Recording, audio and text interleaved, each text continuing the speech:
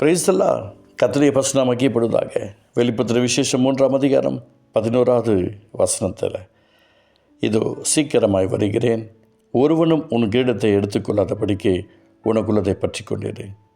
எனக்கு பிரியமானவர்களே, கர்த்தருடைய வார்த்தை என்பது சாதாரண விஷயம் கிடையாது. அவனுடைய நாம் மகிமைப்படுவதாக. இந்த பிரதல்பியா சபையை குறித்து சில சம்பவங்களை நாம் பார்க்கிறோம். நிறைய பேருடைய வாழ்க்கையில் கூட இப்படிப்பட்ட விஷயங்கள் நடக்க தான் செய்கிறது. இதோ சீக்கிரமாக வருகிறேன், ஒருவனும் உன் கிரீடத்தை எடுத்துக்கொள்ளாதபடிக்கு உனக்குள்ளதை பற்றி கொண்டிரு.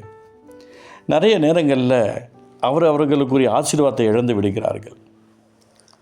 ஒருத்தருக்கு ஒரு விசேஷ அபிஷேகம் இருக்கும், விசேஷ கிருபை இருக்கும், அது அவங்களுக்கு தெரியாது. ஆண்டவர்கிட்ட உட்கார்ந்தா மட்டும் தான் கண்டுபிடிக்க முடியும். ஆண்டவர்கிட்ட உட்காராமல் கூட்டம் நடக்கிற இடங்களுக்கு ஓடி ஓடி ஓடி ஓடி தன்னை சரிப்படுத்த வேண்டும் நினைக்கிறவர்கள் நிச்சயமாக அவர்களுக்காக மீட்டிங் எங்கே ஆயத்தம் பண்ண மட்டிக்கிறது ஓடுகிற ஒரு கூட்டத்தில் தான் இவர்கள் இருப்பார்கள். ஏன்னா இந்த இடத்துல அழகை ஆண்டவர் சொல்லிக்கிறார், இதோ சீக்கிரமாக வருகிறேன், ஒருவனும் உன் கிரீடத்தை எடுத்துக்கொள்ளாதபடிக்கு உனக்குள்ளதை பற்றி கொண்டிருன்னு சொல்லிக்கிறார். உனக்குள்ளதை, நமக்கு எவ்வளோ இருக்குதோ அது போதுங்க. உனக்குள்ளதை பற்றி கொண்டு தான் இன்றைக்கி வார்த்தையே. உனக்குள்ளதை பற்றி கொண்டிரு. தேவன் உங்களோடு பேசுகிறார். அன்பு சகோதரனே, சகோதரியே, உங்கள்கிட்ட என்ன இருக்கோ அது போதுங்க. உங்கள்கிட்ட இருக்கிறது போதுன்ற ஒரு மைண்டை நீங்கள் வச்சுக்கோங்க. உனக்குள்ளதை பற்றி கொண்டிருன்னு கர்த்தர் ஏன் சொல்லணும்?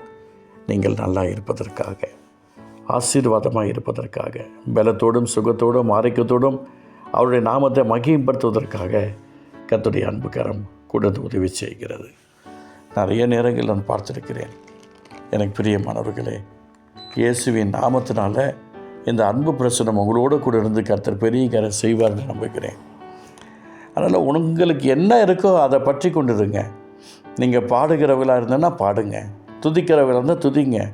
அந்நிய பாஷை பேசுகிற கிருபை இருந்துச்சுன்னா அந்நிய பாஷை பேசுங்க. விக்கில்ஸ்வர்த் அவருக்கு அந்தளவுக்கு படிப்பு நாலேஜ் கிடையாது. அவருடைய வார்த்தைகளை படிக்கும் போது சொல்லுவாங்க, நான் மழைக்கு கூட ஸ்கூல் பக்கம் ஒதுங்கினதில்லை என்று சொல்லி. ஆனால் இயேசுதான் தெய்வம் என்பதை நிரூபித்தார். அவருக்கு என்ன இருக்குதோ அதை பற்றி கொண்டிருந்தார். அவர் அந்தளவுக்கு சாதுரியமாக பேச தெரிந்த ஒரு சகோதரரும் கிடையாது. ஆனால் அவனுடைய வார்த்தையை கெட்டியாக பிடிச்சிக்கிட்டார். அநேக நேரங்களில் நானும் கூட தான் தெரியாது, தேவனுடைய அன்பு பாசம் நேசம் எதுவும் தெரியாது. அதனால் விசுவாசத்தோடு இருப்பேன். அப்பா, நீர் எங்களுக்கு அற்புதம் செய்வீங்க, அதிசயம் செய்வீங்கன்னு சொல்லி காத்திருந்த காலங்கள்லாம் உண்டு. நான் உங்களுக்கு சொல்லிக்கிறேன், அவர் சீக்கிரமாக வரேன்னு சொல்லிட்டாரு. அதனால் ஒரு கிரீடத்தை எடுத்துக்கொள்ளாதபடிக்கு, அப்படின்னா என்ன அர்த்தம்? வேறு ஒருத்தனும் உங்கள் கிரீடத்தை எடுத்துக்கொள்ளக்கூடாது. உங்கள்கிட்ட என்ன இருக்கோ அதை பற்றி கொண்டு இருக்குன்னு என்று கருத்தை சொல்லிக்கிறேன்.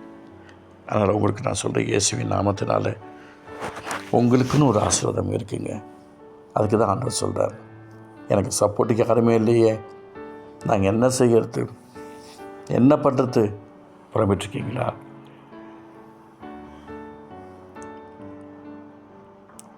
அது தேவ வார்த்தை. உங்களுக்கு என்ன கொடுக்கப்பட்டிருக்கிறதோ அது போதும் என்ற மனதுடன் அமைதியாக உங்களை ஒப்பு கொடுங்க. உங்களுக்கு உள்ளதை பற்றி கொண்டுருங்க. நீங்கள் நல்லா இருப்பீங்க. வசனத்தை வாசிக்கிறது பெரிய விஷயம் கிடையாது.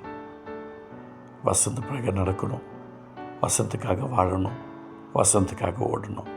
அப்பா, இந்த வார்த்தை மூலமாக நீங்கள் ஆசீர்வதிப்புக்கு ஸ்தோத்திரம். கிருபை தாங்கட்டும். இயேசு நல்ல பிதாவே. ஆமென், ஆமென்.